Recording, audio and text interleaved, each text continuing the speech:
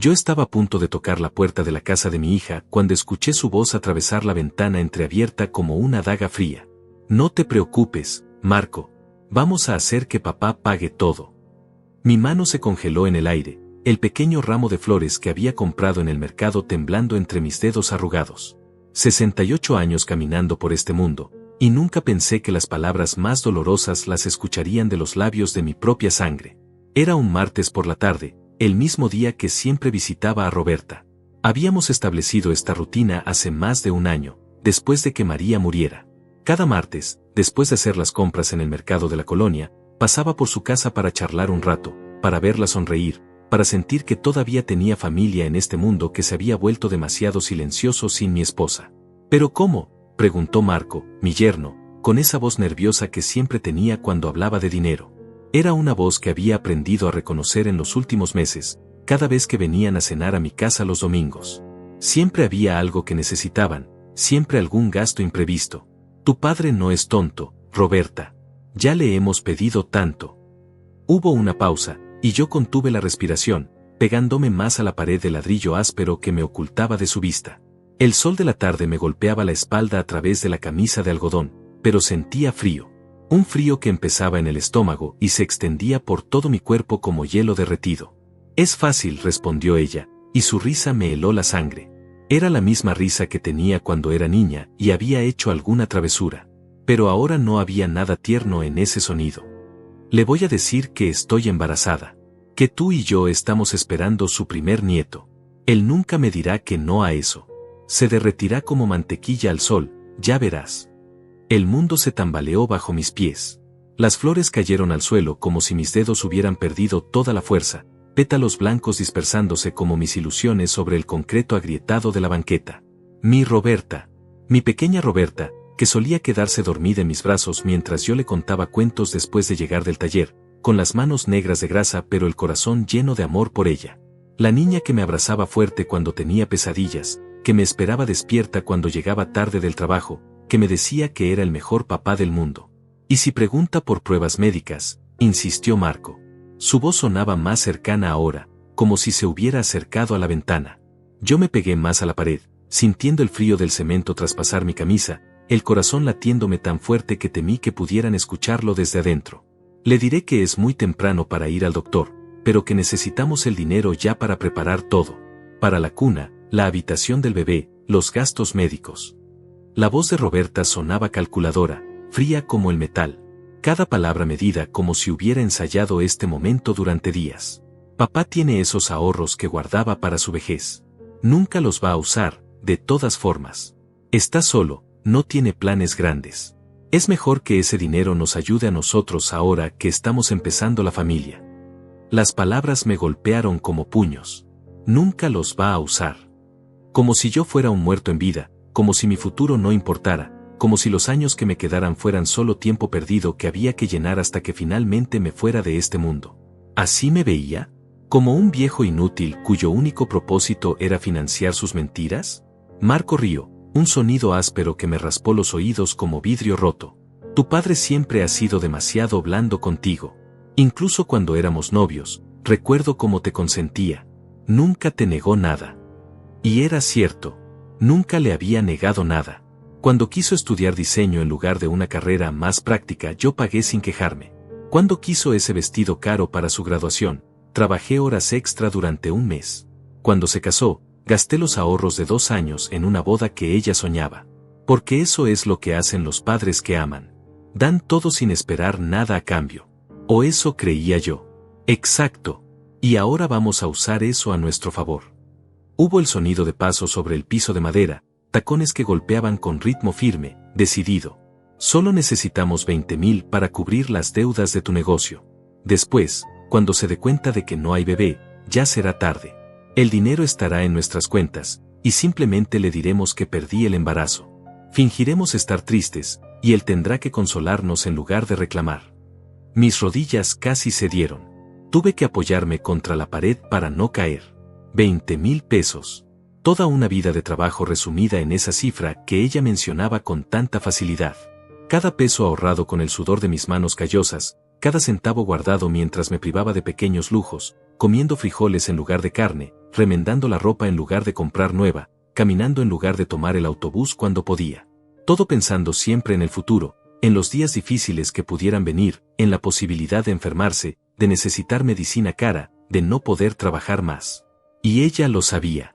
Sabía exactamente cuánto tenía guardado porque yo, como el ingenuo que fui, se lo había contado hace unos meses cuando vino a visitarme con cara preocupada, preguntándome si tenía algo ahorrado por si acaso te pasa algo, papá. Pensé que se preocupaba por mí. Pensé que quería saber que estaría bien cuidado en mis últimos años. ¡Qué estúpido fui! ¿Cuándo se lo vas a decir?, preguntó Marco, y pude escuchar cómo se frotaba las manos. Probablemente ya estaba calculando en qué gastar ese dinero que ni siquiera habían conseguido todavía. Mañana. Le voy a hacer una comida especial, esa pasta que le gusta con salsa de tomate casera. Lo voy a poner de buen humor primero, le voy a hablar de mamá, de los viejos tiempos. Y después le daré la noticia.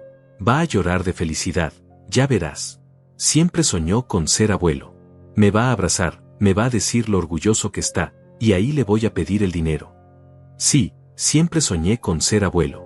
Soñé con enseñarle a mi nieto a arreglar motores, a pescar en el río como hice con Roberta cuando era pequeña, a contarle historias de su abuela María. Soñé con ver en sus ojos la misma curiosidad que Roberta tenía antes de que el mundo la cambiara, antes de que el dinero se volviera más importante que el amor, antes de que aprendiera a ver a su propio padre como una fuente de recursos y no como una persona. Pero ahora cada una de esas palabras era una puñalada envenenada. Sabía que todo era mentira, pero el dolor no era menor. Era peor.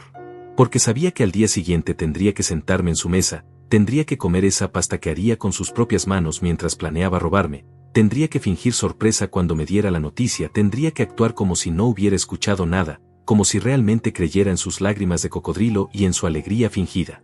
El aire se había vuelto pesado, espeso. Cada respiración me costaba trabajo. Mis 78 años de vida parecían haberse concentrado en este momento horrible, en esta revelación que cambiaba todo lo que creía saber sobre la persona que más amaba en el mundo. Me alejé de esa ventana como un ladrón en la noche, paso a paso, cuidando que mis zapatos gastados no hicieran ruido sobre el pavimento desigual. Las flores quedaron allí, pisoteadas y marchitas, pétalos que el viento comenzaba a esparcir como pequeñas lágrimas blancas. Subí a mi viejo Chevrolet, el mismo que había comprado hace 15 años cuando el taller aún iba bien, cuando todavía creía que el trabajo duro y el amor eran suficientes para construir una familia sólida. Me quedé sentado en el asiento del conductor con las manos temblorosas sobre el volante de plástico agrietado. El silencio del auto me envolvió como un manto pesado, sofocante. Afuera, la tarde comenzaba a oscurecerse, y las luces de las casas se encendían una por una como pequeñas estrellas terrestres. Cada ventana iluminada contaba la historia de familias que cenaban juntas, que se abrazaban, que compartían sus días, que se querían de verdad. Y yo estaba allí, solo, descubriendo que la persona que más amaba en este mundo estaba dispuesta a mentirme de la forma más cruel para robarme lo poco que tenía. En ese momento, mientras veía cómo la oscuridad comenzaba a tragarse el día, tomé una decisión que cambiaría todo. No iba a ser la víctima fácil que ellos esperaban. No iba a ser el viejo tonto y sentimental que se derretiría con una mentira sobre nietos. Si Roberta y Marco querían jugar conmigo, si querían aprovecharse de mi amor de padre y de mi sueño de ser abuelo, iban a descubrir que habían elegido al oponente equivocado. Pero no actuaría con prisa. No me dejaría llevar por la ira o el dolor. Sería paciente como había aprendido a ser en todos estos años de trabajo duro. Sería inteligente como me había enseñado la vida. Dejaría que desarrollaran su plan, que se sintieran seguros, que creyeran que me tenían en sus manos. Pero yo tendría mi propio plan. Y cuando terminara de jugar conmigo, cuando creyeran que habían ganado, descubrirían que habían subestimado gravemente al hombre que los había criado. Encendí el motor con manos que ya no temblaban. El rugido del viejo motor me tranquilizó. Era un sonido familiar, honesto, de máquina que funciona porque alguien la cuida con respeto. Conduje de regreso a mi casa en silencio, con el radio apagado porque necesitaba escuchar mis propios pensamientos, necesitaba planear mis próximos movimientos con la precisión de un mecánico que desarma un motor pieza por pieza. Cuando llegué a casa esa noche, me serví un vaso de agua fría y me senté en mi sillón de siempre, ese de cuero gastado que había comprado cuando María aún vivía. La casa estaba demasiado silenciosa, como siempre desde que ella se fue hace 2 años. Pero esta vez el silencio tenía un peso diferente, más pesado, más doloroso. Cerré los ojos y dejé que los recuerdos llegaran como olas, porque necesitaba recordar quién había sido antes de convertirme en el viejo ingenuo que mi hija creía que era. 40 años atrás, yo tenía las manos fuertes y los sueños más fuertes aún. Mi taller mecánico era pequeño, pero era mío. García Motores, decía el letrero pintado a mano que colgaba sobre la puerta de metal corrugado. María estaba embarazada de Roberta, y yo trabajaba desde las 6 de la mañana hasta las 10 de la noche, 7 días a la semana, porque cada peso que ganaba era un peso más para el futuro de mi familia. Recuerdo el día que nació Roberta. Era un martes lluvioso de octubre, y yo estaba debajo de un Datsun viejo cuando María comenzó con los dolores. Llegué al hospital con las manos manchadas de aceite, el overol sucio, pero con el corazón más limpio que nunca. Cuando la enfermera me puso a esa niña pequeñita en los brazos, cuando vi sus ojos negros mirándome como si yo fuera lo más importante del mundo, juré que iba a darle todo lo que yo nunca tuve. Y cumplí esa promesa. Dios sabe que la cumplí. Cuando Roberta cumplió 5 años y me dijo que quería una bicicleta rosa como la de su amiga Lupita, trabajé un mes de domingos extras para comprarla. Recuerdo su cara cuando la vio en la mañana de su cumpleaños, como gritó de alegría y me abrazó tan fuerte que casi me tira al suelo. Eres el mejor papá del mundo, me susurró al oído, y yo sentí que todo el cansancio, todo el trabajo, valía la pena. Los años pasaron como páginas de un libro que se escribía día a día con sudor y amor. Roberta crecía, y yo seguía trabajando. Cuando tenía 10 años y me pidió lecciones de piano, vendí mi moto para pagarlas. Cuando tenía 15 y quería ir a un viaje de estudios a Guadalajara, dejé de almorzar durante 2 meses para ahorrar el dinero. María me regañaba, me decía que me iba a enfermar, pero yo le decía, es por nuestra hija. Ella merece tener las oportunidades que nosotros no tuvimos. El taller iba bien en esos años. La gente confiaba en mí porque era honesto, porque no cobraba de más, porque reparaba las cosas para que duraran y no para tener que volver al mes siguiente. Tenía clientes que venían desde el otro lado de la ciudad porque sabían que Aurelio García no era un estafador como otros mecánicos. Era un trabajo duro, mis manos siempre estaban cortadas y manchadas, mi espalda dolía cada noche, pero era mi trabajo. Era lo que sabía hacer, y lo hacía bien. Cuando Roberta cumplió 18 años, me dijo que quería estudiar diseño gráfico en una universidad privada. Era caro, muy caro para nosotros. María y yo nos sentamos en la mesa de la cocina una noche, después de que ella se fuera a dormir, y calculamos los números una y otra vez. No nos alcanzaba. Simplemente no había forma de pagar esa carrera con lo que ganaba el taller. Podríamos pedirle que estudie en la universidad pública, sugirió María, contando los billetes arrugados que guardábamos en una lata de café, o una carrera más barata. Pero yo no podía hacerle eso a mi hija. No podía ser el padre que le dice a su hija que sus sueños son demasiado caros. Así que hipotequé el taller. Firmé papeles que apenas entendía, pero que me permitían conseguir el dinero para su carrera. Es una inversión, me dijo el señor del banco, un hombre con traje y corbata que nunca había tenido grasa debajo de las uñas. Su hija va a estudiar, va a conseguir un buen trabajo, y después ella los va a ayudar a ustedes. Durante 4 años pagué esa hipoteca trabajando aún más duro. Aceptaba trabajos que otros mecánicos rechazaban, reparaciones complicadas, motores que otros decían que no tenían salvación. Mis manos envejecieron 10 años en esos 4 años, pero cada mes mandaba el pago del banco y cada semestre pagaba la colegiatura de Roberta. Ella se graduó con honores. Recuerdo el día de su graduación, cómo se veía hermosa con su toga y su birrete, cómo me abrazó en el estacionamiento de la universidad y me dijo, gracias, papá. Todo esto es gracias a ti. Yo lloré ese día. Lloré de orgullo, de cansancio, de felicidad. Pensé que había valido la pena. Pensé que había criado a una hija que entendía el valor del sacrificio, que sabía lo que costaba cada oportunidad que le había dado. Pero las cosas empezaron a cambiar después de eso. Roberta consiguió un trabajo en una agencia de publicidad, conoció a Marco, se casó. Ya no venía tanto a casa, ya no me contaba sus problemas como antes. Cuando venía de visita, siempre había prisa, siempre tenía algo más importante que hacer. Y poco a poco, sin que me diera cuenta, las visitas se convirtieron en peticiones de dinero. Primero fue para el depósito del departamento donde iban a vivir. Solo es un préstamo, papá. Te lo devolvemos en unos meses. Después fue para el auto de Marco, porque el suyo se había descompuesto y necesitaba uno para trabajar. Luego para los muebles, para las cortinas, para el viaje de luna de miel tardía que se merecían después de tanto trabajar. Yo daba el dinero sin quejarme porque pensaba que era temporal, que era normal que una pareja joven necesitara ayuda para empezar. María me decía a veces que tenía dudas, que Roberta había cambiado, que ya no era la niña agradecida que habíamos criado. Pero yo la defendía. Es mi hija, le decía. La familia se ayuda. Entonces María se enfermó.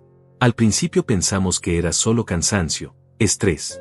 Pero los doctores encontraron algo en sus pulmones, algo que crecía demasiado rápido y que se comía su vida día a día. Los tratamientos eran caros, muy caros. Tuve que vender herramientas, tuve que cerrar el taller algunos días para llevarla a sus citas médicas. Nuestros ahorros se evaporaron como agua en el desierto. Recuerdo haber llamado a Roberta esa noche cuando los doctores nos dijeron que María necesitaba un tratamiento experimental que costaba más de lo que ganaba en un año. Hija, le dije con la voz quebrada, tu mamá está muy enferma. Necesitamos ayuda. Hubo un silencio largo del otro lado de la línea, y después me dijo que ellos también estaban pasando por problemas económicos, que Marco había perdido un contrato importante, que no podían ayudar en ese momento. Esa noche, mientras veía a María dormir en su cama de hospital, pálida como un fantasma, entendí algo que no quería entender. Mi hija, la niña por la que había sacrificado todo, no estaba dispuesta a sacrificar nada por nosotros. Todo el dinero que le había dado a lo largo de los años había sido un regalo sin condiciones, pero cuando nosotros necesitamos ayuda, súbitamente ellos no tenían nada que dar. María murió 3 meses después. Roberta vino al funeral, lloró, me abrazó, me dijo lo mucho que sentía no haber podido ayudar más. Pero ya era tarde. Mi esposa se había ido, y yo me había quedado solo con mis recuerdos y con una hija que había aprendido a tomar pero no a dar. Los meses después del funeral fueron los más difíciles de mi vida. La casa estaba demasiado vacía, demasiado silenciosa. Roberta venía a visitarme los martes, pero nuestras conversaciones se habían vuelto superficiales, como si habláramos a través de un vidrio grueso. Ya no me contaba sus problemas reales, solo me hablaba del clima, del trabajo, de cosas que no importaban. Y aún así, yo seguía dándole dinero cuando me lo pedía. Porque era lo único que parecía conectarnos todavía. Porque cuando le daba dinero, ella me sonreía como cuando era niña, me daba las gracias, me hacía sentir que todavía era útil para algo. Qué patético había sido. Ahora, sentado en mi sillón mientras la noche se hacía más profunda afuera, entendía la verdad completa. Mi hija no me veía como su padre. Me veía como un cajero automático con sentimientos, alguien a quien podía manipular usando los recuerdos de cuando era pequeña y yo era su héroe. Había criado a una extraña que llevaba mi apellido pero que había perdido mi corazón en algún punto del camino. Pero esta vez sería diferente. Esta vez, el viejo Aurelio García iba a recordar quién había sido antes de convertirse en una víctima. Iba a recordar al hombre que construyó un negocio con sus propias manos, que resolvía problemas que otros no podían resolver, que nunca se rendía cuando las cosas se ponían difíciles. Me levanté del sillón y fui hacia la cocina. Mañana mi hija vendría con su mentira sobre el embarazo, y yo estaría listo para ella. El miércoles llegó con un cielo gris que parecía reflejar mi estado de ánimo. Me levanté temprano como siempre, preparé mi café en la misma taza desportillada que usaba desde hace 10 años, y me senté a esperar. Sabía que Roberta vendría alrededor del mediodía, como había dicho en su conversación con Marco. A las 11:30 escuché su auto estacionarse frente a mi casa. El mismo Honda Civic plateado que yo había ayudado a pagar hace 3 años cuando me dijo que necesitaba transporte confiable para ir al trabajo. «Papá», gritó desde la puerta principal, con esa voz alegre y cantarina que no había escuchado en meses. «Vine a hacerte tu pasta favorita». La escuché manipular las bolsas del supermercado, y después sus pasos acercándose a la sala donde yo estaba sentado leyendo el periódico. Cuando me abrazó, noté inmediatamente la diferencia. El abrazo duró más tiempo del normal, sus brazos me apretaron con más fuerza, como si fuera el padre más querido del mundo. «¿Cómo estás, papá? Te ves muy bien». «Estoy bien, hija. ¿Y tú? ¿Cómo está Marco?», pregunté, interpretando mi papel de padre ignorante e ingenuo. Era extraño actuar así, fingir que no sabía nada, pero también me daba una sensación de poder que no había sentido en mucho tiempo. «Marco está muy bien, trabajando mucho como siempre». Se dirigió a la cocina cargando las bolsas. «Por eso vine hoy, quería pasar tiempo contigo. Siento que últimamente hemos estado muy ocupados y no te he visitado lo suficiente». Mentira número 1. La visitaba cada martes religiosamente desde que María murió, y ella apenas tenía tiempo para charlar conmigo más de una hora antes de inventar alguna excusa para irse. Comenzó a sacar ingredientes de las bolsas, pasta importada, no la barata que compraba normalmente, tomates frescos en lugar de la salsa enlatada, queso parmesano auténtico que costaba 3 veces más que el rallado común. Todo lo mejor, todo para ponerme de buen humor antes del gran golpe. Durante la siguiente hora, Roberta fue la hija perfecta que había dejado de ser hace años. Me contó anécdotas graciosas de su trabajo, me preguntó por mis programas de televisión favoritos, incluso sacó el tema de María. ¿Recuerdas cómo le encantaba cuando yo cocinaba para ustedes?, dijo mientras revolvía la salsa. El aroma de la comida llenó la casa, y por un momento me permití imaginar que esto era real, que mi hija realmente había venido a pasar tiempo conmigo porque me extrañaba. Pero entonces recordé las palabras que había escuchado el día anterior: va a llorar de felicidad, ya verás. Nos sentamos a comer, y la pasta estaba deliciosa. Roberta se había esforzado de verdad, y mientras comíamos, mantuvo una conversación ligera y agradable. Habló de sus planes para remodelar la cocina de su casa, de las vacaciones que quería tomar con Marco el próximo año. Papá, dijo cuando terminamos de comer, y algo en su tono cambió. Se volvió más suave, más íntimo. Hay algo que quiero decirte. Sus ojos se llenaron de lágrimas, lágrimas que parecían tan reales que por un segundo dudé de lo que había escuchado el día anterior. ¿Qué pasa, hija? ¿Estás bien? Estoy más que bien, papá. Estoy embarazada.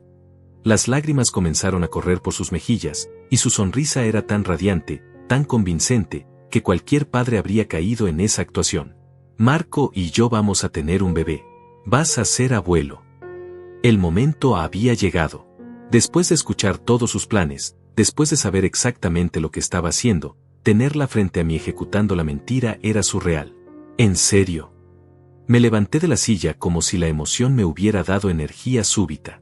¿De verdad vas a tener un bebé? Me acerqué a ella y la abracé, sintiendo como su cuerpo se tensaba ligeramente. Sí, papá, sí. Sollozó contra mi hombro. Todavía es muy pronto, apenas de unas semanas, pero queríamos que fueras el primero en saberlo. Roberta, hija mía, no sabes lo feliz que me haces. Siempre soñé con ser abuelo, con enseñarle a mi nieto todo lo que te enseñé a ti cuando eras pequeña. ¿Ya han ido al doctor?, pregunté, sabiendo perfectamente cuál sería su respuesta. Todavía no. Es muy pronto, solo tengo unas semanas de retraso. Pero me hice una prueba casera y salió positiva. Nos quedamos en silencio por un momento, y yo aproveché para observarla. Incluso sabiendo lo que estaba haciendo, seguía siendo mi hija. Papá, dijo finalmente, y su voz cambió otra vez. Ahora sonaba más insegura, más vulnerable. Hay algo más que necesito decirte. Aquí viene, pensé. Aquí viene la verdadera razón de la visita. ¿Qué pasa, hija? Bueno, ya sabes cómo han estado las cosas últimamente. El negocio de Marco ha tenido algunos problemas. Se retorció las manos nerviosamente. Y ahora con el bebé, necesitamos empezar a preparar tantas cosas. La habitación, los muebles, todos los gastos médicos que van a venir. ¿Necesitan ayuda?, pregunté, como el padre generoso que había sido siempre. No queremos pedirte dinero, papá. Ya has hecho tanto por nosotros. Otra mentira. Pero Marco está muy estresado con todo esto, y yo tengo miedo de que el estrés afecte al bebé. La manipulación era hermosa en su simplicidad.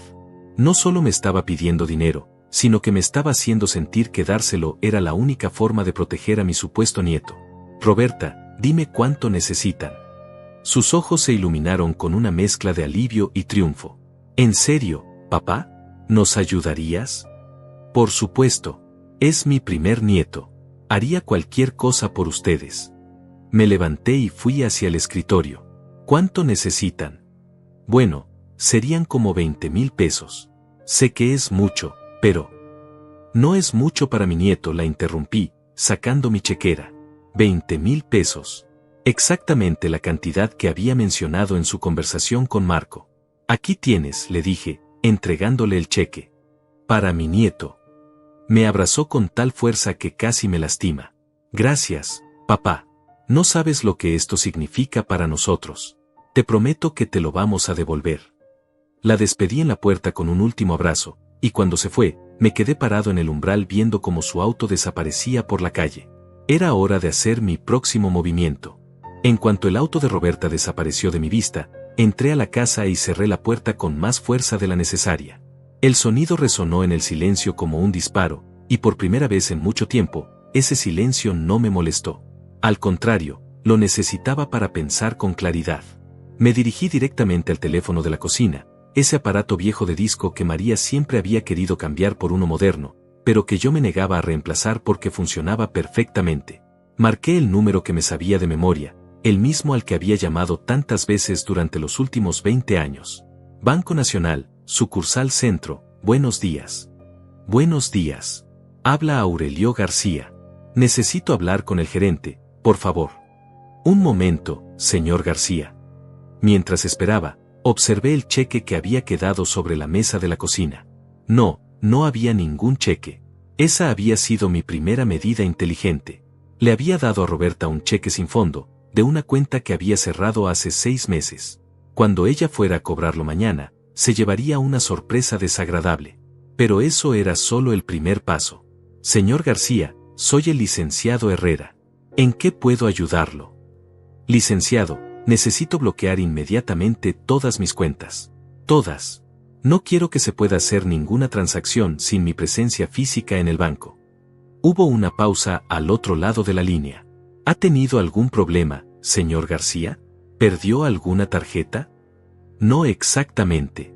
Digamos que tengo razones para creer que alguien podría intentar acceder a mis fondos de manera irregular. Entiendo. Voy a proceder inmediatamente. También quiere que bloqueemos las transferencias electrónicas. Todo.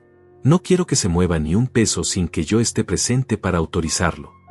Colgué el teléfono sintiendo la primera verdadera satisfacción del día. Roberta probablemente creía que tendría acceso fácil a mis ahorros una vez que yo descubriera que iba a ser abuelo.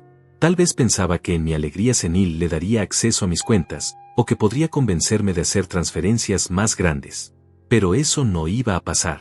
El resto de la tarde lo pasé preparándome.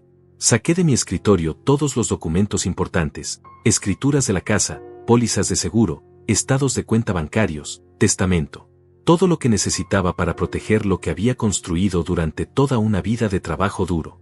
También saqué algo que no había tocado en años, mi vieja grabadora de casetes, esa que usaba en el taller para grabar las quejas de los clientes sobre sus autos. La limpié, le puse pilas nuevas, y la probé varias veces hasta estar seguro de que funcionaba perfectamente. Si Roberta quería jugar sucio, yo tenía que estar preparado con evidencia.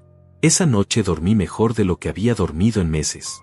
No porque estuviera tranquilo, sino porque finalmente tenía un propósito claro.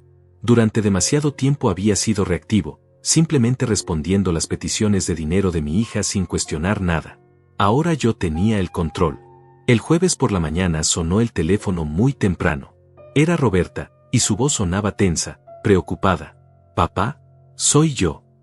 «Buenos días, hija. ¿Cómo amaneciste? ¿Cómo está mi nieto?» «Bien, bien.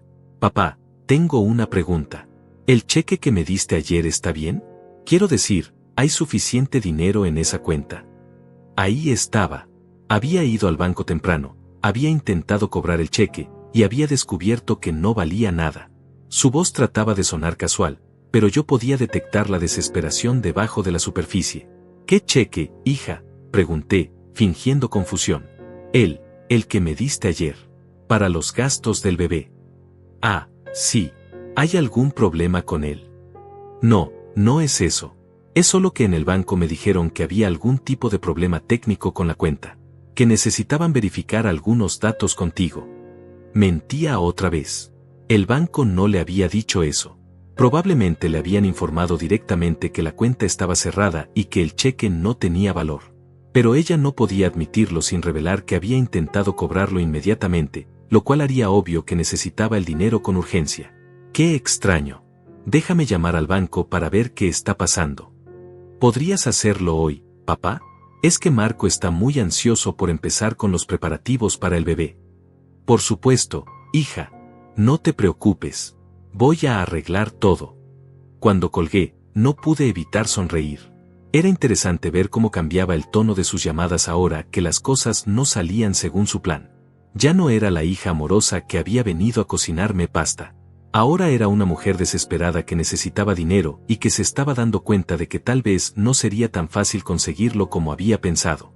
Durante los siguientes días, Roberta me llamó 3 veces más. Cada llamada era más insistente que la anterior, pero siempre mantenía la fachada del embarazo. Me contaba sobre las náuseas matutinas que tenía, sobre cómo Marco estaba comprando libros sobre paternidad, sobre los nombres que estaban considerando para el bebé. Era una actuación impresionante, tenía que admitirlo. Si yo no hubiera escuchado su conversación con Marco, probablemente habría creído cada palabra. Pero sabiendo la verdad, cada detalle de su mentira me parecía más cruel que el anterior. El domingo decidí ponerla a prueba. La llamé y le dije que quería acompañarla a su primera cita médica. ¿Qué? Su voz sonó genuinamente sorprendida. ¿Quieres venir conmigo al doctor? Por supuesto, hija. Es mi primer nieto. Quiero estar presente en todos los momentos importantes. Además, María siempre dijo que cuando tuviéramos nietos, ella estaría en cada cita médica. Como ya no está aquí, siento que tengo que estar por los dos. Hubo un silencio largo al otro lado de la línea.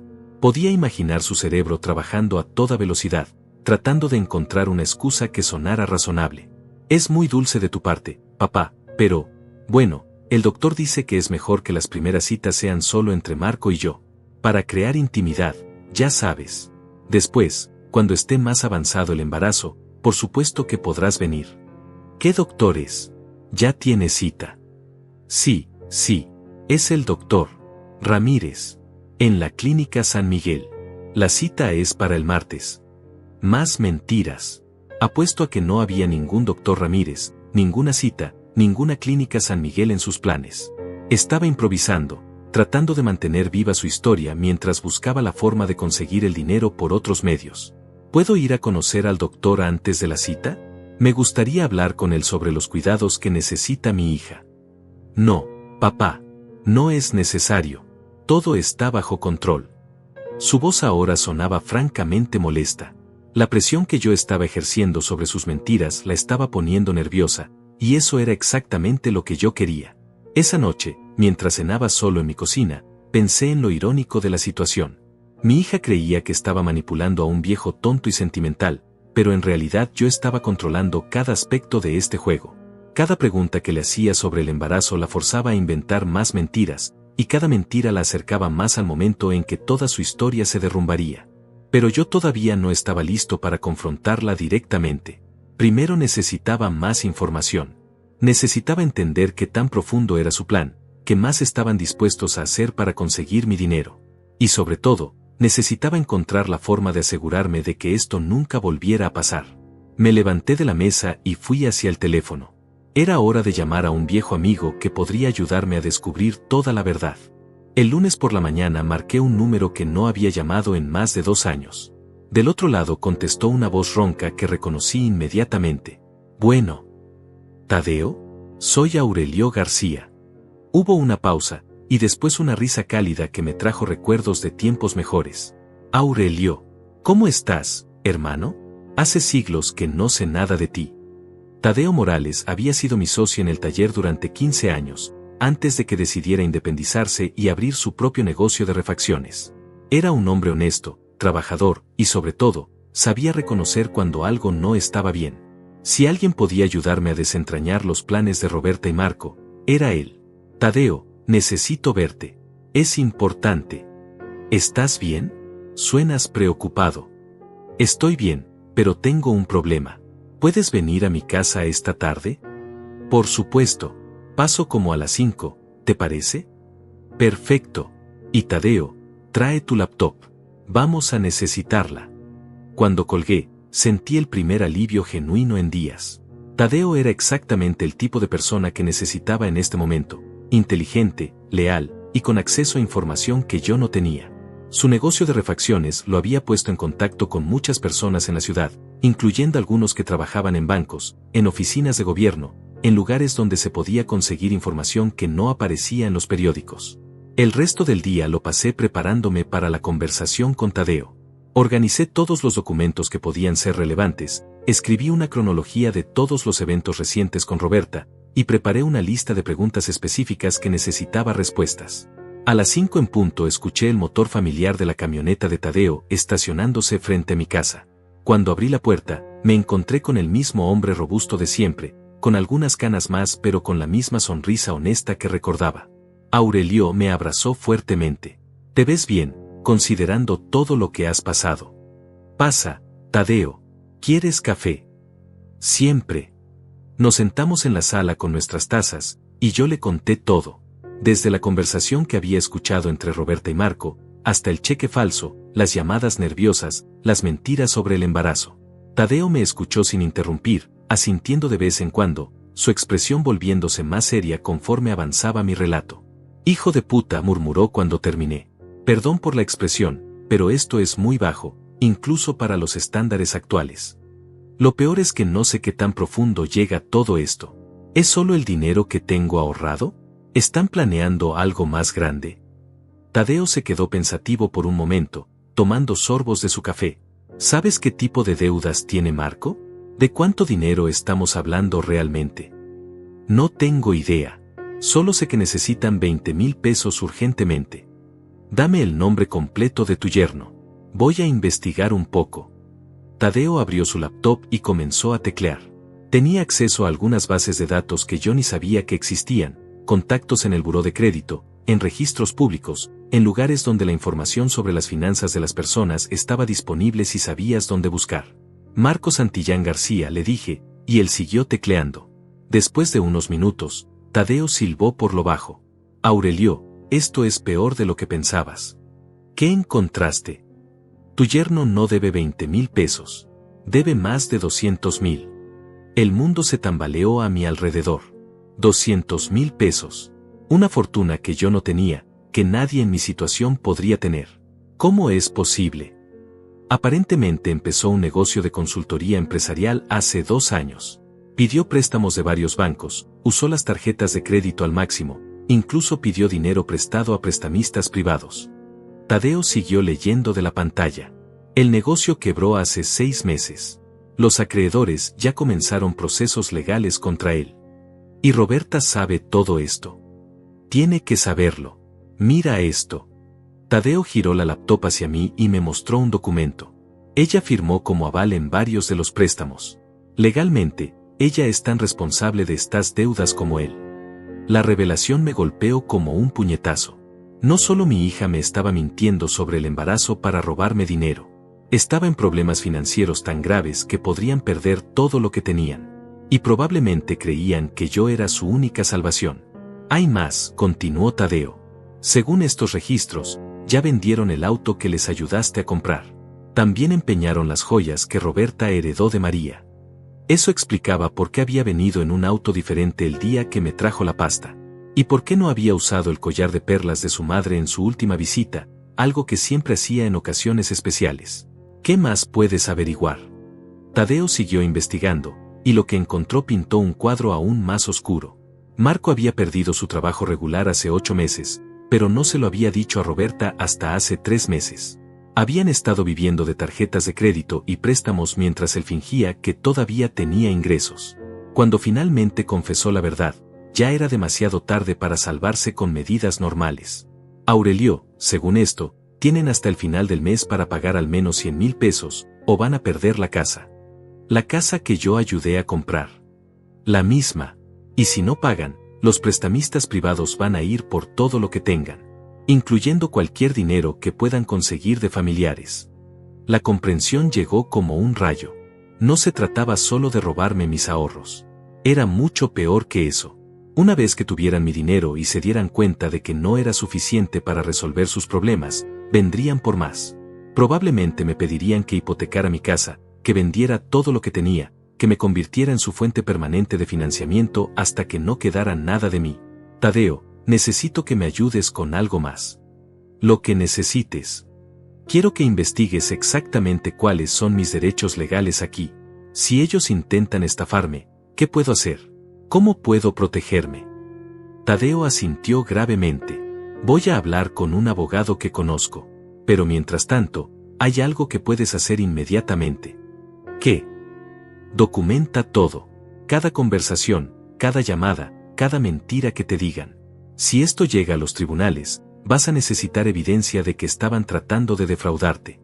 Esa noche, después de que Tadeo se fuera, me quedé despierto hasta muy tarde pensando en todo lo que había descubierto. Mi hija no solo era una mentirosa y una manipuladora. Estaba desesperada. Y las personas desesperadas hacen cosas que nunca pensaron que serían capaces de hacer. Pero yo ya no era el viejo ingenuo que había sido una semana atrás. Ahora sabía exactamente contra qué me enfrentaba, y tenía un plan para detenerlos antes de que fuera demasiado tarde. Al día siguiente, Roberta me llamó otra vez para preguntarme sobre el cheque. Esta vez, su voz sonaba francamente desesperada. «Papá, ¿ya pudiste arreglar el problema con el banco?» «Sí, hija. Ya hablé con ellos. Aparentemente hubo un error en el sistema. Pero me dijeron que es mejor que hagas las transacciones en persona, para evitar más confusiones». «¿En persona? ¿Quieres decir que tengo que ir contigo al banco?» «Exactamente. Así nos aseguramos de que no haya más problemas». Hubo un silencio largo. Podía imaginar su frustración. Ir al banco conmigo significaba que yo estaría presente para todas las transacciones, que no podría mentir sobre las cantidades, que no podría manipular la situación a su favor. «¿Cuándo podemos ir?», preguntó finalmente. «¿Qué tal mañana? Podemos ir después de tu cita con el doctor Ramírez». Otra pausa. Bueno, la cita se movió. El doctor tuvo una emergencia. Por supuesto que se movió. Porque nunca había existido en primer lugar. «No hay problema. Entonces podemos ir directamente al banco». «Sí, sí, está bien». Cuando colgué, supe que el momento final se acercaba. Mañana, en el banco, frente a testigos, mi hija tendría que decidir qué tan lejos estaba dispuesta a llegar con sus mentiras. Y yo estaría listo para lo que decidiera hacer. El martes por la mañana me desperté antes del amanecer, pero no por los nervios o la ansiedad. Era la primera vez en meses que me sentía completamente en control de mi propia vida. Había pasado demasiado tiempo siendo reactivo, respondiendo a las crisis y peticiones de otros. Hoy iba a ser diferente. Hoy yo dictaría las reglas del juego. Me vestí con mi mejor camisa, la azul que María siempre decía que me hacía ver distinguido, y los pantalones de vestir que reservaba para ocasiones importantes. Si iba a enfrentar a mi hija, lo haría con la dignidad de un hombre que se respeta a sí mismo. Antes de que Roberta llegara, hice una llamada que había estado planeando desde la noche anterior. «Licenciado Herrera, soy Aurelio García otra vez». «Buenos días, señor García. ¿En qué puedo ayudarlo hoy?» «Quiero que esté presente cuando venga mi hija al banco. Quiero que sea testigo de todo lo que se diga y se haga». «¿Está seguro de que es necesario?» «Completamente seguro. Y licenciado, quiero que grabe toda la conversación». «Entiendo. Estaremos listos». A las 10 en punto, Roberta tocó la puerta. Cuando abrí, noté inmediatamente que se veía cansada, demacrada. Tenía ojeras profundas y las manos le temblaban ligeramente. La presión de mantener sus mentiras, combinada con la desesperación financiera, estaba cobrando su precio. «Buenos días, papá. ¿Listo para ir al banco?» «Buenos días, hija. Sí, estoy listo». La estudié por un momento. «¿Estás bien? Te ves un poco pálida». «Es el embarazo», respondió automáticamente. «Las náuseas matutinas han sido terribles». Otra mentira añadida a la pila. Me pregunté si ella misma llevaba la cuenta de todas las historias falsas que había inventado, o si a este punto simplemente improvisaba según la necesidad. «¿Cómo estuvo tu cita con el doctor ayer?» «¿Cita?» Se veía confundida por un segundo, antes de recordar. «Ah, sí. Se canceló, como te dije. Pero ya reprogramamos para la próxima semana». «¿Y Marco? ¿Cómo está tomando todo esto del embarazo?» «Está muy emocionado, por supuesto, aunque también nervioso por los gastos que vienen». «Perfecto». Hasta el final iba a mantener la charada del embarazo, incluso cuando era obvio que yo tenía dudas. Su determinación era admirable, de una forma retorcida. Subimos a mi auto y condujimos al banco en silencio. Yo había elegido ir en mi carro en lugar del suyo porque quería mantener el control de la situación. Si las cosas se ponían difíciles, necesitaba poder irme cuando quisiera. En el banco, nos recibió directamente el licenciado Herrera. Era un hombre de mediana edad, profesional, que claramente entendía que esta no era una transacción bancaria normal. «Señor García, señorita». Se dirigió a Roberta con una sonrisa cortés. García, soy su hija. Por supuesto. ¿En qué podemos ayudarlos hoy? Mi hija necesita que le transfiera 20,000 pesos, dije directamente, sin rodeos. Para gastos relacionados con su embarazo. Entiendo. ¿Y usted, señorita García, tiene alguna cuenta aquí donde quiere que se deposite el dinero? Roberta vaciló por primera vez. Bueno, pensé que tal vez podría ser en efectivo. ¿20,000 pesos en efectivo? El licenciado Herrera alzó las cejas. Esa es una cantidad considerable. ¿Está segura de que es la forma más segura de manejar esos fondos? Es que necesitamos pagar varios gastos médicos inmediatamente, improvisó Roberta. Y algunos médicos solo aceptan efectivo. El licenciado me miró, esperando mi confirmación. Este era el momento que había estado esperando. Antes de proceder, dije lentamente, me gustaría ver alguna documentación médica que confirme el embarazo. El silencio que siguió fue tan denso que podría haberse cortado con un cuchillo. Roberta me miró como si no hubiera entendido lo que dije. ¿Qué? Documentación médica. Resultados de laboratorio, una nota del doctor, algo que confirme que realmente estás embarazada. Papá. Su voz se volvió pequeña, vulnerable. ¿No confías en mí? Hija, estamos hablando de 20,000 pesos. Una cantidad que representa años de trabajo para mí. Creo que es razonable pedir alguna prueba antes de hacer una transferencia tan grande. Pero te dije que apenas tengo unas semanas. Es muy pronto para... ¿Muy pronto para qué? ¿Para una prueba de sangre? ¿Para una nota médica? La presioné suavemente, pero con firmeza. Roberta, cualquier doctor puede confirmar un embarazo después de unos días de retraso. Podía ver cómo su cerebro trabajaba frenéticamente, buscando una salida que no existía. El licenciado Herrera observaba la escena con interés profesional, claramente entendiendo que algo no estaba bien.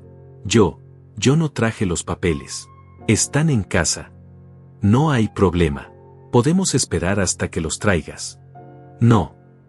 La palabra salió más fuerte de lo que pretendía, y se dio cuenta inmediatamente de su error.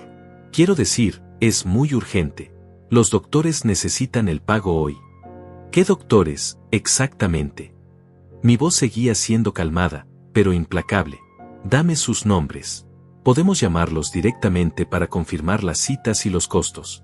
Roberta comenzó a temblar visiblemente. Las mentiras se estaban derrumbando una por una, y ella no tenía forma de sostenerlas. Papá, ¿por qué me estás haciendo esto? Soy tu hija. ¿Por qué no puedes simplemente confiar en mí? Porque, hija, dije con una tristeza que no tenía que fingir, ya no sé si puedo confiar en ti. El licenciado Herrera se aclaró la garganta. Señor García, tal vez sería mejor que regresaran cuando tengan toda la documentación necesaria. Sí, creo que es lo mejor. Me levanté de la silla. Roberta, cuando tengas las pruebas del embarazo, podemos volver a hablar. Espera. Su voz sonaba desesperada ahora. Papá, necesito ese dinero. Es muy importante. ¿Para el embarazo? Sí, no. Es complicado. ¿Estás embarazada o no, Roberta? Finalmente, después de días de mentiras, vi algo parecido a la honestidad en sus ojos. Pero no era la honestidad que esperaba. Era algo más oscuro, más desesperado. No, susurró. No estoy embarazada. Entonces, ¿para qué necesitas el dinero? Marco, nosotros, estamos en problemas. Problemas graves. ¿Qué tipo de problemas? Deudas. Muchas deudas. Y si no pagamos pronto, vamos a perder todo. Al menos ahora estaba siendo parcialmente honesta. ¿Y pensaste que mentirme sobre un embarazo era la forma de resolver esos problemas? Las lágrimas comenzaron a correr por sus mejillas, pero esta vez no eran lágrimas de actuación.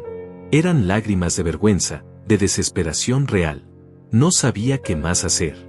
Pensé que si creías que ibas a ser abuelo. ¿Pensaste que sería más fácil robarme? No es robar.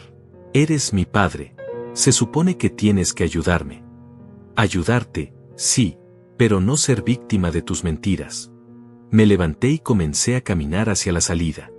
Cuando estés lista para contarme la verdad completa, toda la verdad, podremos hablar. Hasta entonces, no hay dinero. Papá, por favor. Me siguió hasta la puerta del banco. Si no conseguimos el dinero, van a venir por nosotros. Gente peligrosa. Me detuve y me volví hacia ella. ¿Gente peligrosa? ¿En qué tipo de problemas se metieron? Prestamistas. Marco pidió dinero prestado a prestamistas privados cuando los bancos ya no nos prestaron más. La situación era aún peor de lo que Tadeo había descubierto. No solo debían dinero a bancos y tarjetas de crédito. Habían caído en manos de agiotistas. ¿Cuánto deben en total? Más de 200,000 pesos. ¿Y crees que 20,000 van a resolver algo? Es para ganar tiempo, para mostrarles que estamos pagando. Finalmente entendí el plan completo. Los 20,000 pesos eran solo el comienzo. Una vez que los tuvieran, vendrían por más. Y más después de eso.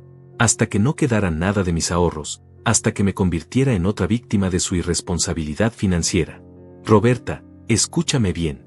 No voy a darte ni un peso hasta que me digas exactamente cómo llegaron a esta situación, cuánto deben, a quién le deben, y cuál es su plan real para salir de este problema. Y sobre todo, hasta que me pidas perdón por mentirme sobre algo tan sagrado como un embarazo. No tienes derecho a juzgarme. Tengo derecho a proteger lo que es mío.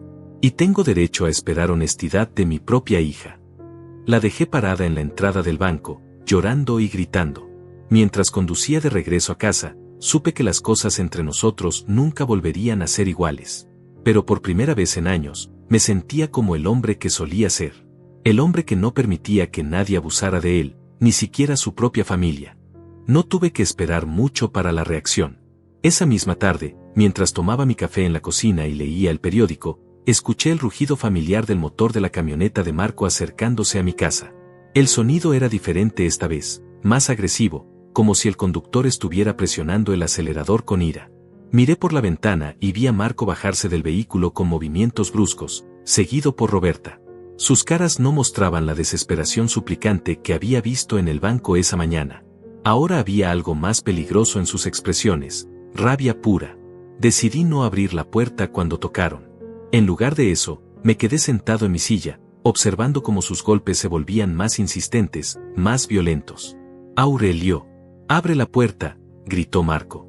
«Sabemos que estás ahí. Papá, por favor». La voz de Roberta sonaba diferente ahora, menos manipulativa y más desesperada. «Tenemos que hablar». Pero yo no me moví. Después de años de ser el padre complaciente que siempre cedía a sus demandas, necesitaban entender que esos días habían terminado. Si querían hablar conmigo, sería bajo mis términos. Los golpes continuaron por varios minutos más, acompañados de gritos cada vez más agresivos. Finalmente, escuché sus voces alejándose hacia el auto, pero no el sonido del motor encendiéndose.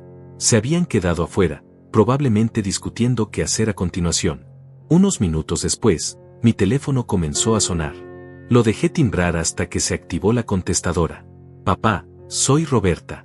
Sé que estás ahí. Mira, entiendo que estés molesto, pero esto es serio. No es solo sobre nosotros. Hay gente que puede lastimarnos si no pagamos. ¿Eso es lo que quieres? Que tu propia hija termine herida por tu egoísmo». Egoísmo. Ahora yo era el egoísta por no querer ser víctima de sus mentiras y su manipulación. La grabadora que tenía conectada al teléfono capturó cada palabra, cada amenaza velada. El teléfono volvió a sonar. Esta vez era Marco quien hablaba. «Aurelio, escúchame bien. Roberta me contó lo que pasó en el banco. Crees que eres muy inteligente, ¿verdad? ¿Crees que puedes humillar a mi esposa y salirte con la tuya?» Su voz tenía un tono amenazante que no había escuchado antes. «Esa plata que tienes guardada, no te va a servir de nada si algo te pasa. Piénsalo bien». Una amenaza directa, perfecta para mi colección de evidencias. La tercera llamada llegó media hora después. Roberta otra vez, pero ahora llorando histéricamente. «Papá, por favor. Marco está diciendo que va a hacer cosas terribles si no conseguimos el dinero. Estoy asustada. Por favor, ayúdame. Soy tu hija». Más actuación, más manipulación emocional. Pero esta vez yo tenía el control de la situación, y no iba a ceder. Al día siguiente, miércoles, las cosas escalaron aún más. Llegaron muy temprano, antes de las 7 de la mañana, despertándome con golpes violentos en la puerta. «Aurelio, sal de ahí, cobarde». Era Marco, claramente fuera de control. Mi esposa estuvo llorando toda la noche por tu culpa. Esta vez sí salí, pero no para ceder a sus demandas. Salí porque necesitaba que los vecinos fueran testigos de su comportamiento. Buenos días, Marco, dije con calma, manteniendo la puerta entreabierta. ¿En qué puedo ayudarte? ¿En qué puedes ayudarme? Su cara estaba roja de ira. ¿Puedes dejar de ser un viejo mezquino y darle a tu hija el dinero que necesita? ¿El dinero para el embarazo que no existe? Eso no importa. Ella es tu hija. Tienes la obligación de ayudarla. Tengo la obligación de amarla, de aconsejarla, de estar presente cuando me necesite. No tengo la obligación de financiar sus mentiras. Marco se acercó más, invadiendo mi espacio personal. Escúchame bien, viejo. Hay gente esperando ese dinero. Gente que no va a aceptar excusas. ¿Me estás amenazando, Marco? Te estoy advirtiendo. Si algo nos pasa, será tu culpa. Detrás de él, Roberta lloraba, pero ya no me conmovían sus lágrimas. Había llorado mucho estos últimos días, y cada lágrima había sido parte de una actuación calculada para manipularme. Marco, te voy a decir algo una sola vez. Mi voz se endureció. Sal de mi propiedad. Ahora. Y no regreses hasta que estén listos para una conversación civilizada y honesta. ¿O qué? ¿Qué vas a hacer, viejo? Voy a llamar a la policía. Hazlo.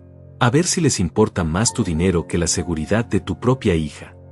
Pero cuando saqué mi teléfono móvil y comencé a marcar, Marco retrocedió. Aparentemente, involucrar a las autoridades no era parte de su plan. Esto no se va a quedar así, murmuró mientras se alejaba hacia su camioneta. Hay otras formas de conseguir lo que necesitamos. ¿Cómo qué? Pregunté, genuinamente curioso por ver hasta dónde estaban dispuestos a llegar. Marco se detuvo y me miró con una sonrisa que me heló la sangre. ¿Cómo hacer que cambies de opinión sobre tu testamento? La implicación era clara. Si no les daba el dinero mientras estaba vivo, encontrarían la forma de conseguirlo después de mi muerte. Era una amenaza de muerte apenas velada. Roberta, la llamé cuando ya se dirigían al auto. ¿Escuchaste lo que acaba de decir tu esposo? Ella se volteó hacia mí, con la cara manchada de lágrimas y maquillaje corrido. Marco está desesperado, papá. Dice cosas que no quiere decir. ¿Y tú? ¿También estás tan desesperada que apoyas las amenazas contra tu propio padre? Yo solo quiero que esto termine. Puede terminar muy fácilmente. Dime la verdad completa sobre sus deudas, busquen ayuda profesional para manejar su situación financiera, y dejen de tratar de manipularme y amenazarme. No es tan fácil, gritó. No entiendes la presión en la que estamos. Entiendo perfectamente. Están en problemas porque tomaron decisiones irresponsables, y ahora quieren que yo pague las consecuencias. Eres nuestro último recurso. No, Roberta. Soy la víctima más fácil que pudieron encontrar. Se fueron sin decir nada más, pero sabía que regresarían. La desesperación los estaba volviendo impredecibles, y eso me preocupaba. Ya no se trataba solo de proteger mi dinero. Se trataba de proteger mi seguridad física. Esa tarde llamé a Tadeo otra vez. Necesito que me ayudes con algo más, le dije cuando contestó. ¿Qué pasó ahora?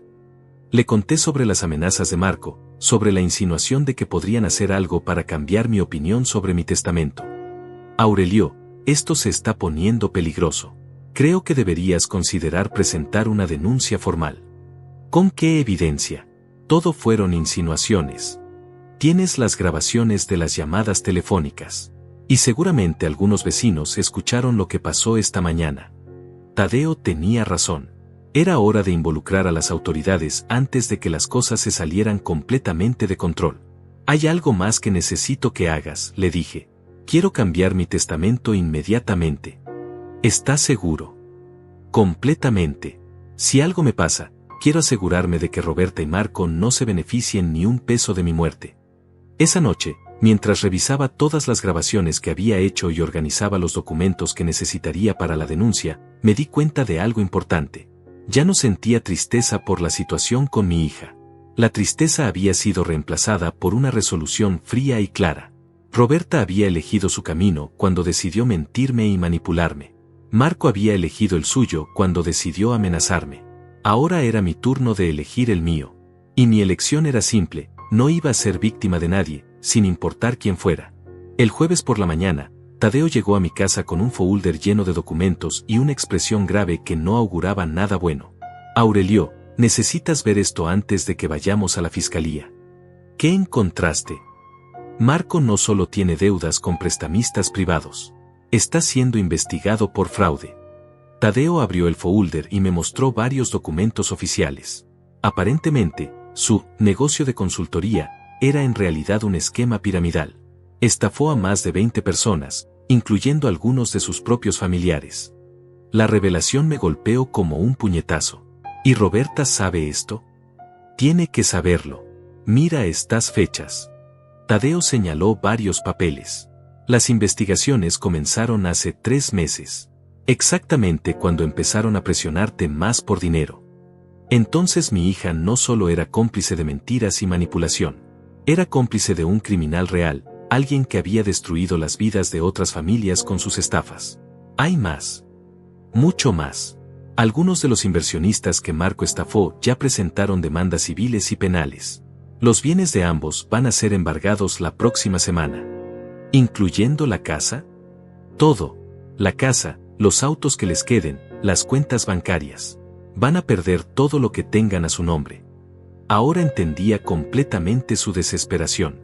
No se trataba solo de las deudas con prestamistas. Marco enfrentaba cárcel, y Roberta iba a quedar en la ruina completa cuando los tribunales terminaran con ellos. Por eso las amenazas se han vuelto más agresivas, continuó Tadeo. Saben que su tiempo se agota. Probablemente pensaron que si conseguían tu dinero, podrían huir antes de que los arrestaran. ¿Huir a dónde? No sé, pero encontré esto. Me mostró un último documento. Marco ha estado investigando propiedades en Costa Rica. Lugares baratos donde se puede vivir con efectivo y sin hacer muchas preguntas. La imagen completa se formó en mi mente como un rompecabezas macabro. El plan no era solo robarme mis ahorros para pagar deudas. Era robarme todo lo que pudieran conseguir y después huir del país, dejándome arruinado y sin familia. Tadeo, necesitamos ir a la fiscalía ahora mismo. 1 hora después estábamos sentados frente al licenciado Ramírez, un fiscal especializado en fraudes financieros. Era un hombre joven pero con ojos que habían visto demasiadas historias como la mía. Señor García, después de revisar la información que nos ha proporcionado su amigo, y cruzarla con nuestras investigaciones existentes, puedo confirmarle que tanto su hija como su yerno están en serios problemas legales. ¿Qué tipo de problemas? Marco Santillán enfrenta cargos por fraude, estafa agravada y asociación ilícita. Su hija, como firmante de varios de los documentos fraudulentos, podría ser acusada como cómplice. ¿Y las amenazas que me hicieron? Con las grabaciones que tiene, podemos agregar intimidación y extorsión a los cargos. El fiscal me explicó que mi denuncia era la pieza que faltaba en su investigación. Habían estado construyendo el caso contra Marco durante meses, pero necesitaban evidencia de su comportamiento intimidatorio para asegurar una condena más severa. ¿Qué va a pasar ahora? Vamos a arrestar a Marco esta tarde. Su hija será citada para interrogatorio mañana. Cuando salimos de la fiscalía, me sentía extrañamente vacío. Sabía que había hecho lo correcto, pero también sabía que había perdido a mi hija para siempre. Sin importar cómo terminara esto, las cosas entre nosotros nunca podrían repararse. Esa tarde, mientras veía las noticias en mi sillón de siempre, escuché el primer reportaje sobre el arresto de Marco. La televisión mostraba imágenes de él siendo llevado esposado, mientras los reporteros hablaban sobre la caída de un estafador que robó más de 1 millón de pesos a familias trabajadoras. 1 millón de pesos. Mucho más de lo que Tadeo había descubierto inicialmente. Marco no era solo un hombre desesperado con deudas. Era un criminal profesional que había estado estafando gente durante años. Mi teléfono sonó. Era Roberta, y su voz sonaba completamente destrozada. Papá, ¿tú fuiste quien los llamó? Sí. ¿Cómo pudiste hacerme esto? Soy tu hija. Precisamente por eso. Porque eres mi hija, no podía permitir que siguieras cayendo en este hoyo. Van a arrestarme también. Voy a ir a la cárcel. Tal vez. O tal vez puedas cooperar con las autoridades y recibir una sentencia reducida. No puedo creer que me estés haciendo esto. Roberta, escúchame bien. Yo no te hice nada. Tú tomaste estas decisiones. Tú elegiste mentirme, manipularme, amenazarme. Tú elegiste quedarte con un hombre que estafa familias inocentes. Yo no sabía lo que Marco estaba haciendo. Eso tendrás que decírselo al fiscal. Pero si realmente no sabías nada, ¿por qué me mentiste sobre el embarazo? ¿Por qué trataste de estafarme a mí también?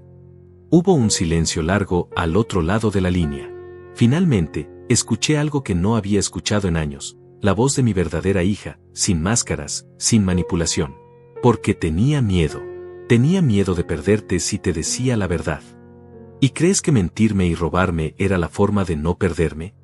No lo sé. Ya no sé nada. Roberta, todavía puedes hacer lo correcto. Puedes decir la verdad, cooperar con las autoridades, y tratar de reparar el daño que han hecho. ¿Y tú? ¿Podrías perdonarme algún día? La pregunta me dolió más de lo que esperaba. No lo sé, hija. Realmente no lo sé.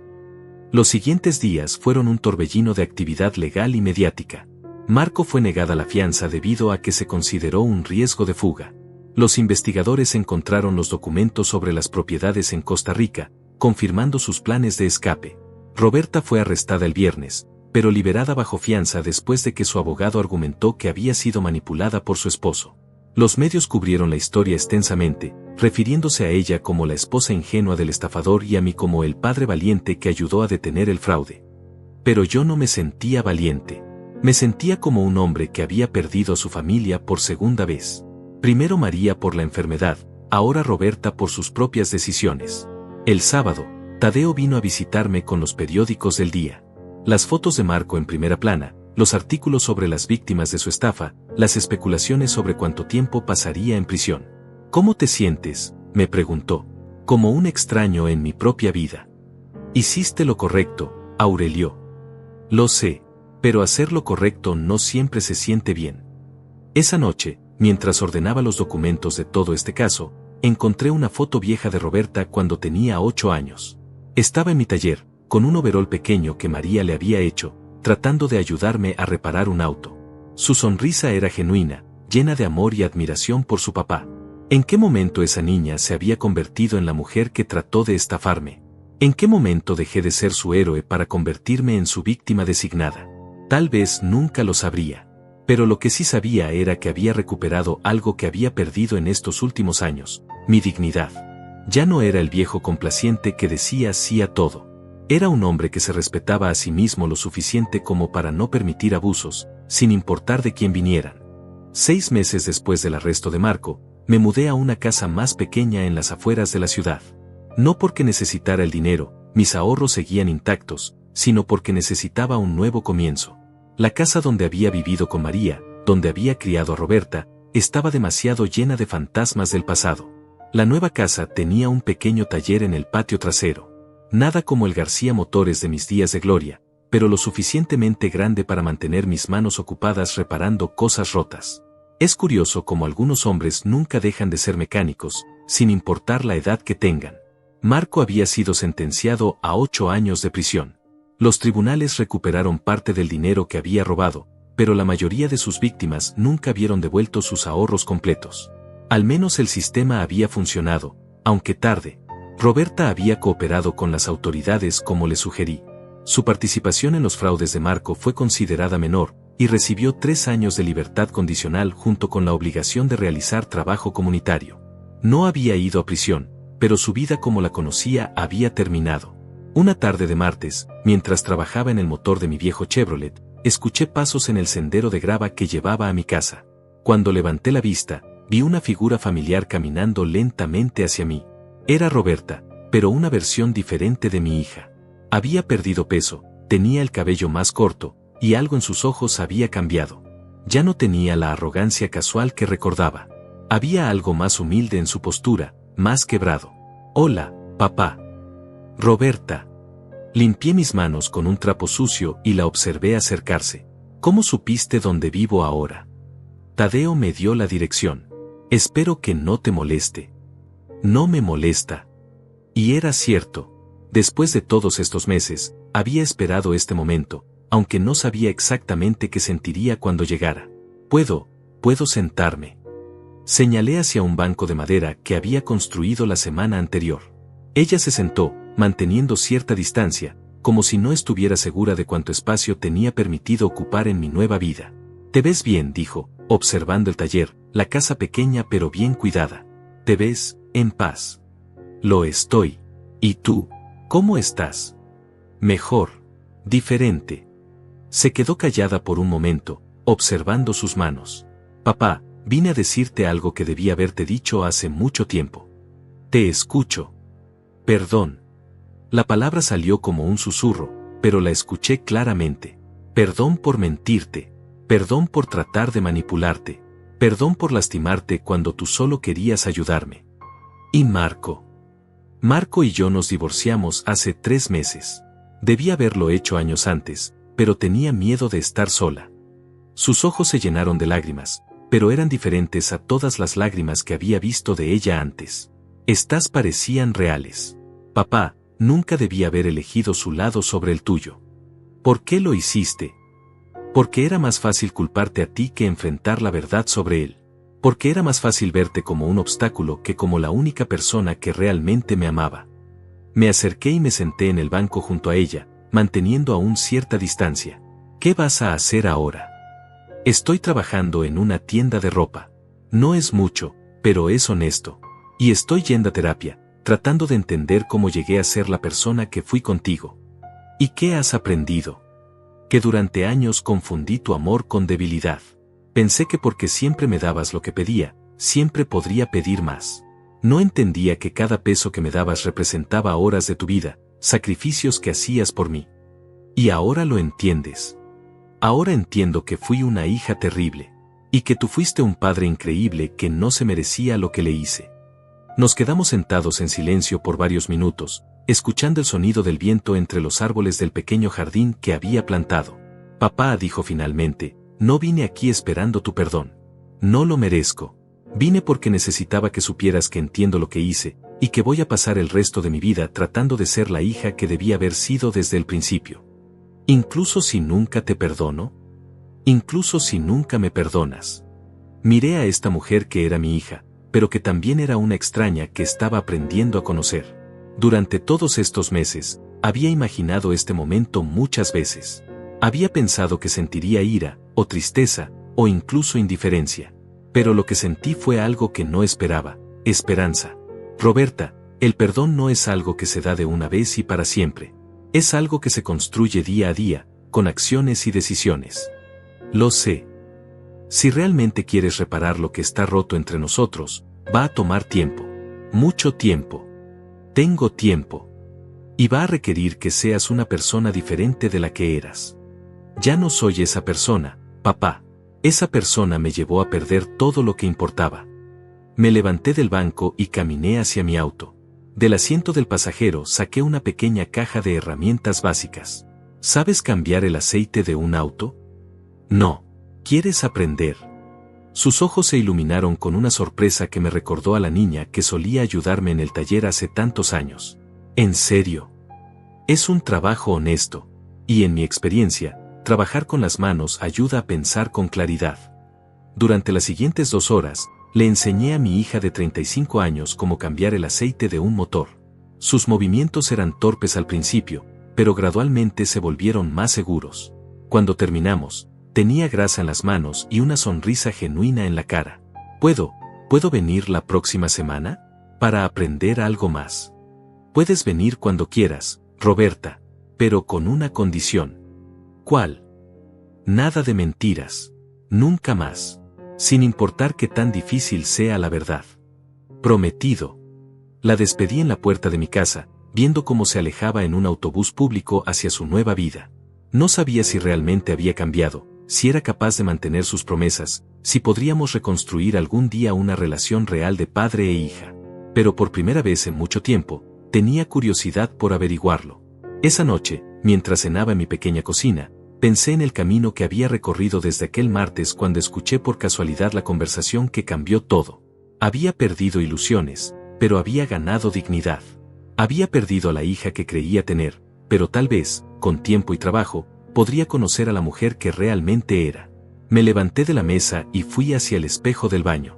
El hombre que me miraba tenía 78 años, cabello blanco, manos marcadas por décadas de trabajo duro. Pero también tenía algo que había perdido durante años: respeto por sí mismo. Quisieron enterrarme, le dije a mi reflejo, recordando las palabras que había pensado meses atrás. Olvidaron que soy raíz. Al día siguiente era miércoles, y tenía planes de ir al mercado, tal vez visitar a Tadeo, posiblemente trabajar un poco más en el taller. Una vida simple, pero era mi vida, vivida en mis propios términos. Y por primera vez desde la muerte de María, eso era suficiente. Si conoces a alguien que ha pasado por algo así, comparte esta historia.